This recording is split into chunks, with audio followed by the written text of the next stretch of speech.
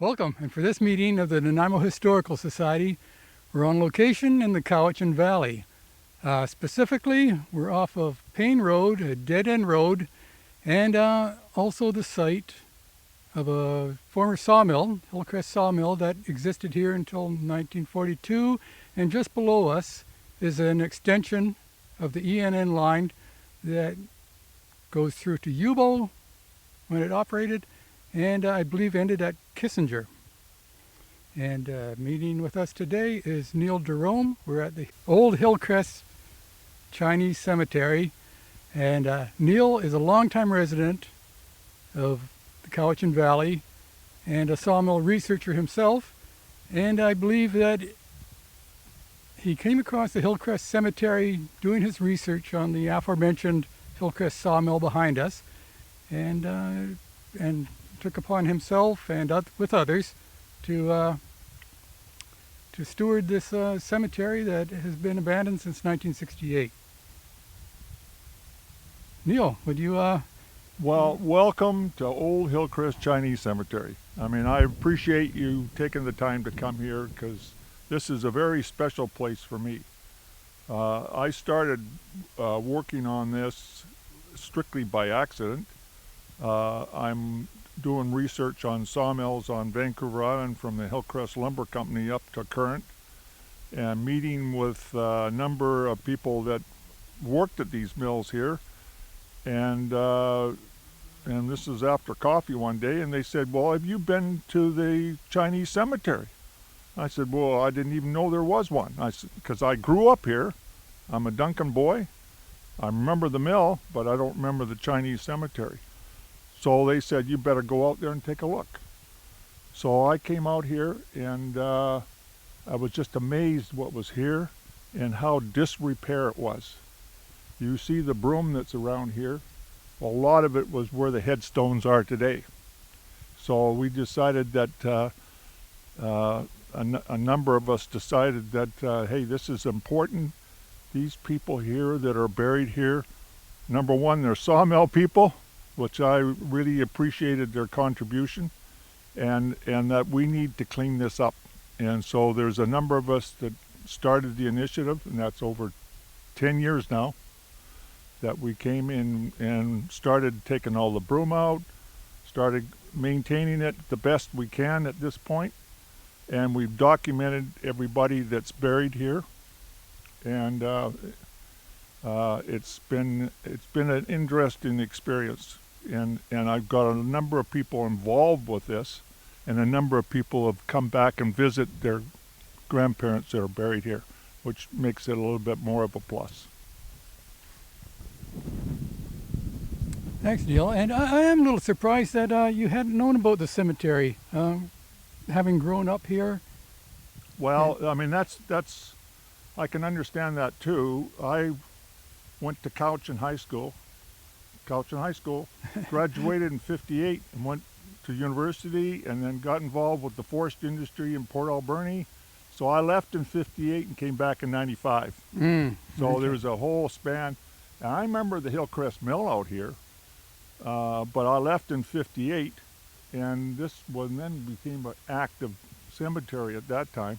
But I was chasing girls at that time, and I was playing basketball. I wasn't looking at cemeteries at that time. Yeah.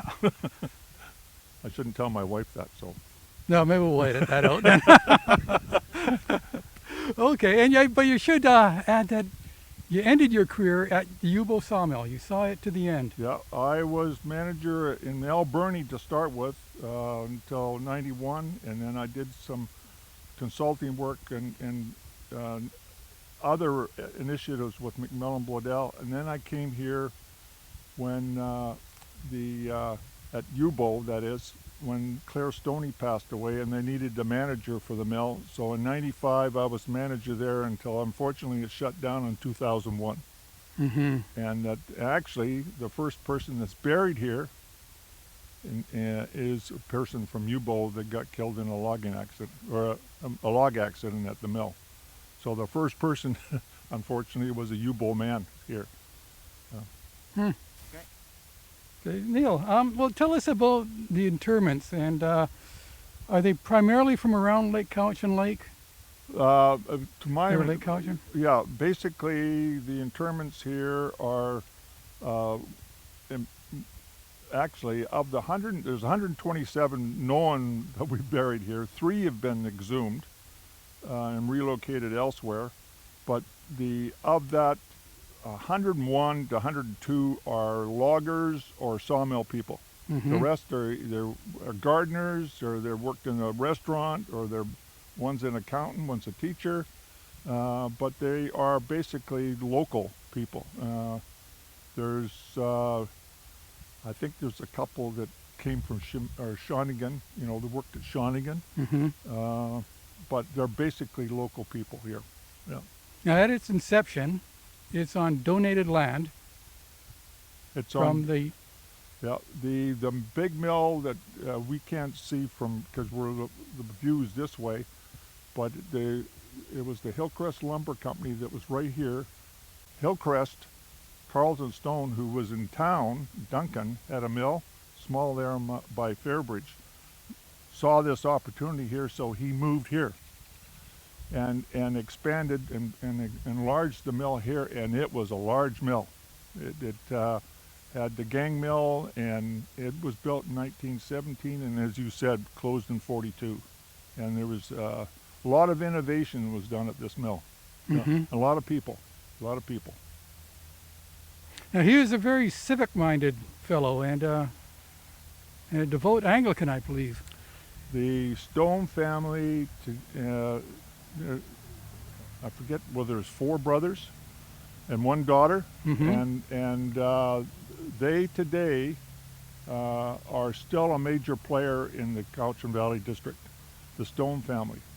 And they moved from here in 42 and built the mill during the war at Massachi Lake, and that mill closed in 68.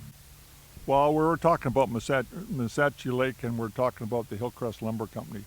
And the Carlton Stone and his family are major players today.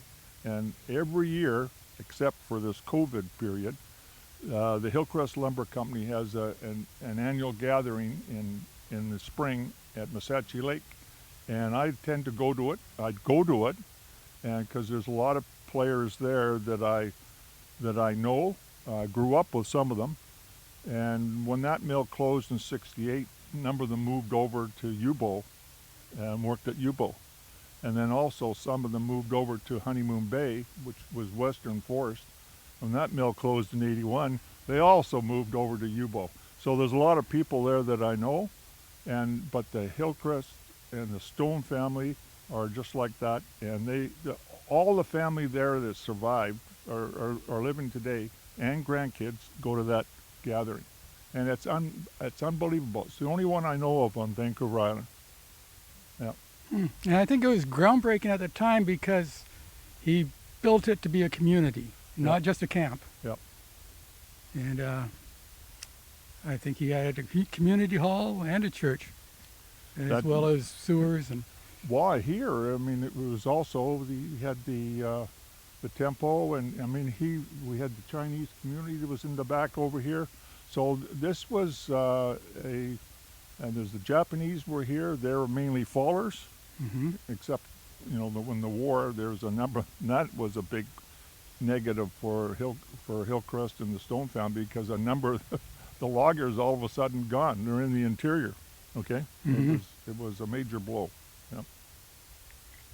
And going back to this land, then the mill had been shut in 1942, so this was vacant land or surplus land for Carlton Stone. Yeah, and there's 2 people that were key to this. Su Lim Bing, who was one of the head Chinese for Carlton Stone, right from when it used to be the Island Lumber Mill on Sawmills Lake, and then there's Stone's first mill.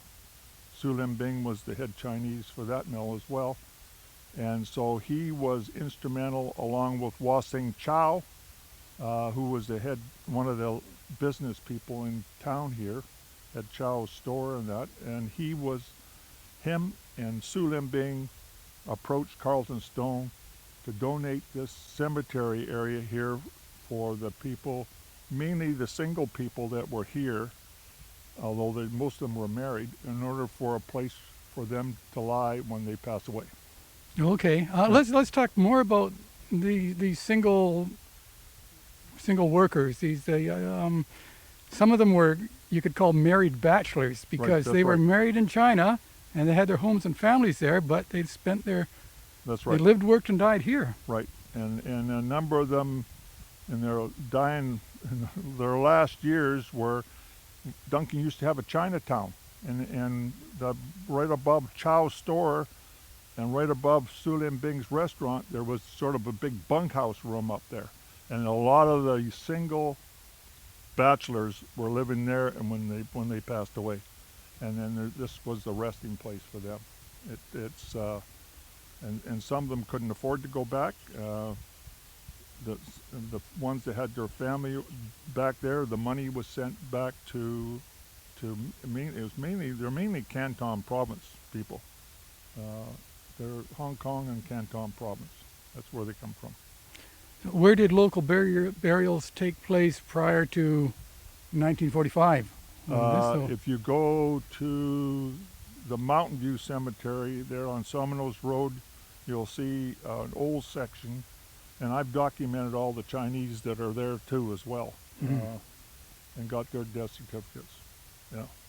Okay. And the Japanese are the same there. There's an old section of Japanese and there's an old section of Chinese.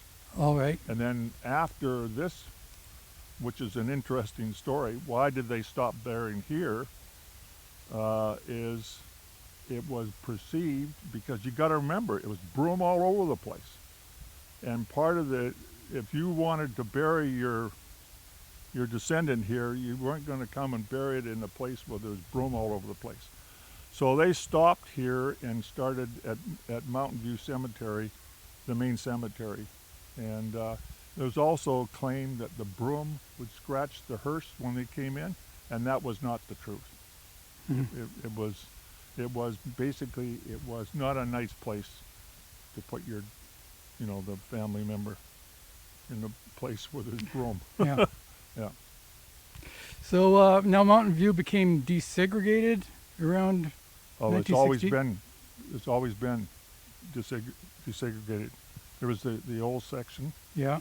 And that's where my grandparents are, in the old section, and then they've added to the cemetery, but there wasn't a segregated.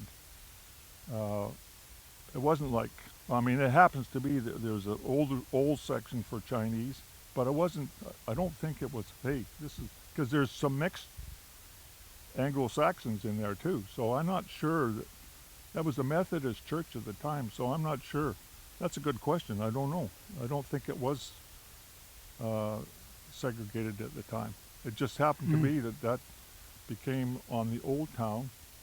My grandparents are right close to it. Yeah. I don't know if this is accurate, but I just did a quick searches of a few Chinese names in Mountain View, and I wasn't coming up with anything older than 1970. Well, I got them. You got the list. Okay, well, you're the. I've got the you list. did your homework. Yeah. Unfortunately, the records are because I've gone to the United Church, and the United Church said they're all over at UBC, at the archives over at UBC. And if I wanted to get them, and I didn't need those. I just got I don't have the exact death certificate or burial certificate. I have it recorded. That's about it. But I can show you those. Mm-hmm. Yeah. Well, let's move over to the unofficial cemetery at Yubo. And are there more of that in the valley? As far as I know, the one that I gave you the picture on, and that was not identified in my day. How that, apparently that is at the Katza Museum, so you could check with the Katza Museum. Well, I just posed a question about the Katza Museum, in that there was a book written about Cowichan Lake and its history that was released for the 67th centennial. And what I find notable about the book is that there's not any mention at all about the Chinese presence Yeah, I can't Yeah. answer that. I mean, I tried to get a hold of Henry there to find out, and I will find that out and try to get it to you. But they were in the whole Cowichan Lake area, more so in the sawmill side than the logging side. In the logging side, it was more to do with the logging railway, building the railways. But I've definitely got all the ones that worked at Hillcrest, Honeymoon Bay, and Yubo. You know, the Chinese that worked there. Mm-hmm. And then you get into the 40s, they all became unionized mills, IWA, because that was one of that was one of the areas where the IWA was developed. It was in Lake Cowichan in Alberni. And although the mills were sort of the last ones to get unionized, when you get a unionized list, you got all when they started and their full name, and you get a lot of detailed information, which I am focusing on, is what I call the sawdust people, the ones that built and ran the mills.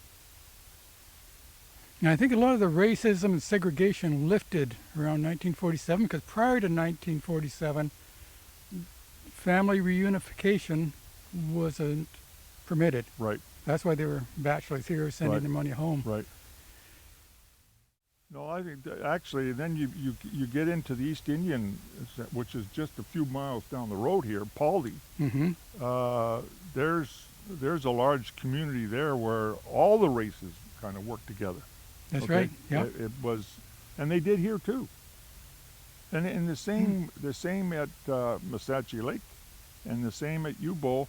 The Chinese tended to live into facilities where, because of their diet and their living accommodation, were a little different, and that they also wanted it to be that way. So they weren't like, okay, Chinese, you're over here, East Indians, you're over here. Mhm.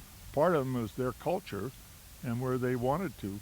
So, but that's way before my day. So I mean, I can't really comment on why some of those, how they were set up at the mills.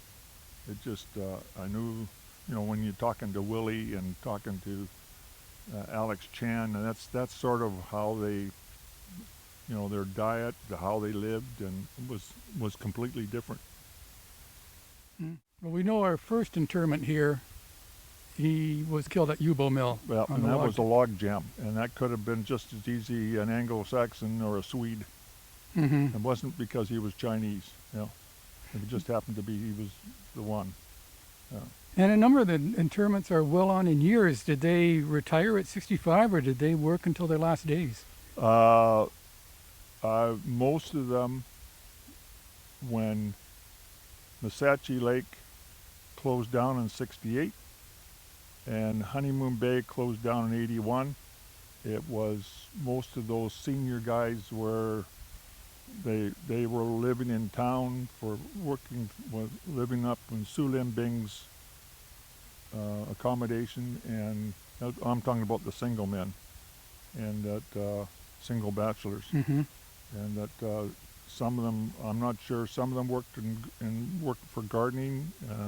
There's a number of them that are gardeners around here at the time. I'm not sure what they all did. All I got is their death certificate of where they worked, Mm-hmm. and when they retired. No, but the papers you produced also showed their occupation. Yep. Yeah. Yep. And did Carlton Stone, this is going to Massachi Lake now, did he build quarters for them to live in? Yep. They had quarters there. There was a lot of Croatians and Italians, not so many Germans to start with, but there's a lot of Scottish people, English people, and they had a Anglican church there, Mm-hmm. and they had Stone built. And remember, Joe Garner used to be Garner Brothers Building Supply here. He was a housing contractor as well, and he built a number of the houses there at Massachi Lake. Joe Garner.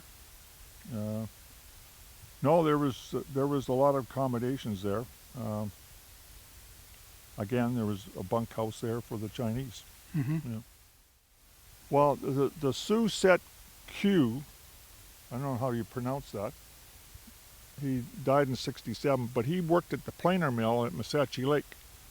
And his niece lives in Toronto, Ontario, and she was interested in the history of her relative, and she contacted me, and plus her cousin who lives in in Hong Kong. They came out and they toured Duncan, and I showed them the headstone.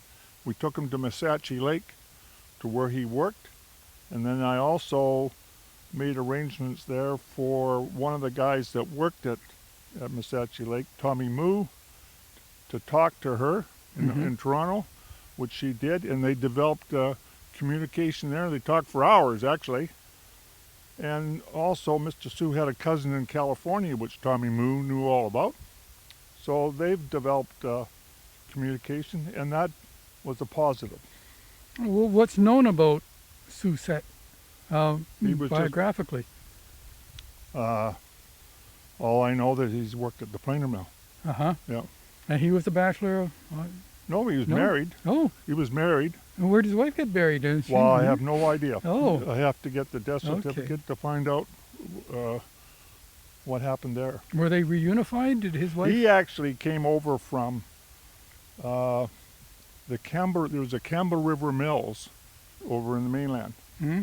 and he actually came from Camber River Mills to Yubo, Yeah. or not Yubo, to Missachi Lake. Way back when, and I'm not sure where his wife was at the time. But she... Do you know if she got to Canada? I have no idea. Uh, I have no idea. mhm. That's one of the. There's, as I said, there's 3 that's been removed here. One got moved. And it's just up here. It's a Chow family. He died. We'll have to find out exactly when he died, but then she died much later, and she's buried in Mountain View Cemetery. And the family came here and exhumed his remains, cremated them, and put them with her. Oh. Okay, and that happened in 2 other spots. One in Vancouver, another couple, another family, and another one in Toronto. So those are the only 3 that I know have been exhumed from here. Was that the eventual hope for all these burials, that they would be sent back to... disinterred and sent back No, to China? I don't think so. No. No. This is their final resting place. Hmm. And there's some real challenges here. You can see these headstones here all broken up. Yep. Well, we've got a game plan here to replace them in kind, not like this or like this here, but replace them so it's like they would have been done, not broken up like that. But we're also planning on treating the concrete here and get rid of the moss. And there's a way you can do that without damaging the headstones and preserve, protect them from getting new moss put on them. And so that's a major challenge we have here. Now, many of the markers are illegible now, but the occupants are known. Yep. On Most plots. of them. Yeah. Most of them. You'll notice that when that list I gave you, you'll find that some of them are blank. We don't have a headstone, but we know there's somebody there. Yeah. Yeah. And but actually, I've got I don't know whether you want this or not, and I have a student from UBC. She's helped me upload all my pictures of these headstones up to the Canadian Headstone. It used to be Headstone Project, but it's just called the Canadian Headstone now, and she's been uploading them. Well, the ownership of the cemetery here, when it was transferred from the Stone family, it went to Su Lim Bing, the head Chinese guy, and he had title of this, and it was, at the time, it was deemed a cemetery. That 9 3/4 acres are deemed a cemetery, and then he passed away in 1989, Su Lim Bing. When that happened, his children thought that they inherited this, and they went to court on this, and the Duncan Chinese Association won control of the cemetery. So they own the cemetery, but they own the cemetery on the responsibility to maintain it for life. Neil, what motivates you to take responsibility of this and to initiate the care and maintenance of this cemetery? Well, as I said right at the beginning, I'm very passionate about this place. It means a lot to me. The people that are buried here, and you got to remember, I started this whole initiative on sawmill people, and most of these people are sawmill people here, and they are major contributors to our society here, and I make sure that they are recognized, and that it's not only what I think on this. There's a number of people who think the same way, and that's why they're kind of helping me out with this. It means a lot. By the courthouse in town, there's a couple statues there, and that would be one marker close to where the Chinatown was. And around the little alleyways in town, you'll see things against the wall that shows different histories of not only the Chinese, but all the pioneers here. But this is the major marker right here. This is, by far.